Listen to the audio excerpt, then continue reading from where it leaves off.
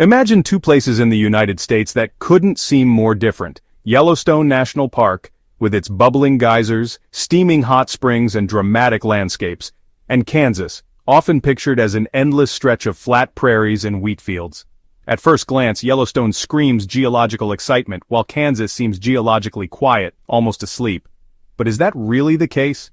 Today, we're diving deep into the hidden geological activity beneath these two iconic regions to uncover what's really going on under the surface. Spoiler alert, Kansas might not be as boring as you think. Let's start with Yellowstone, a place that's practically synonymous with geological fireworks. Sitting atop one of the world's most famous supervolcanoes, Yellowstone is a hotbed of activity, literally. The Yellowstone caldera, formed by massive volcanic eruptions millions of years ago, is powered by a hotspot in the Earth's mantle. This hotspot is like a blowtorch, melting rock and creating a magma chamber that fuels the park's geothermal wonders. Every year, millions of visitors flock to see Old Faithful erupt, hot springs bubble, and mud pots gurgle. But what makes Yellowstone tick? The key is that hotspot. Unlike most volcanoes tied to tectonic plate boundaries, Yellowstone's hotspot is stationary, sitting deep beneath the North American plate as it slowly drifts over it. Over millions of years, this has created a trail of volcanic activity across the western U.S., with Yellowstone as its current focal point. The caldera itself is enormous, about 45 miles wide, and it's still active. Scientists estimate it last erupted catastrophically around 640,000 years ago, blanketing much of North America in ash. Smaller eruptions have happened since, and the potential for future activity keeps geologists on edge. But it's not just about eruptions. Yellowstone's ground is alive.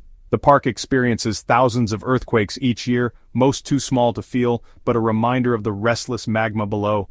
GPS stations and satellite data show the ground rising and falling, sometimes by inches annually, as magma shifts and pressure builds. Hydrothermal systems like those powering geysers are driven by heat from this magma, creating a delicate balance.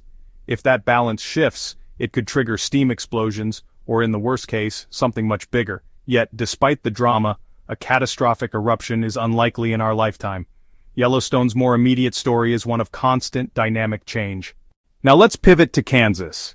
When you think of Kansas, geological activity probably isn't the first thing that comes to mind. It's flat, it's stable, it's in the middle of the continent, about as far from a plate boundary as you can get. But don't let the surface fool you. Kansas has its own geological secrets, and they're just as fascinating in their own way. Beneath Kansas lies the Midcontinent Rift, a massive geological feature that stretches over 1,200 miles from Lake Superior down to Kansas. Formed about 1.1 billion years ago, this rift is the scar of a failed attempt by the Earth's crust to split apart and form a new ocean basin. Think of it as a crack that almost broke North America in two. While the rift didn't succeed, it left behind dense, heavy rocks like basalt that still influence the region today. These rocks create subtle gravitational and magnetic anomalies that scientists use to map the rift's path underground. But Kansas's geological story doesn't stop there. The state sits on a thick stack of sedimentary rocks, some dating back hundreds of millions of years. These layers, formed in ancient seas, hold clues to past environments and even contain oil and gas deposits that drive parts of the state's economy. Kansas also experiences earthquakes, yes, earthquakes.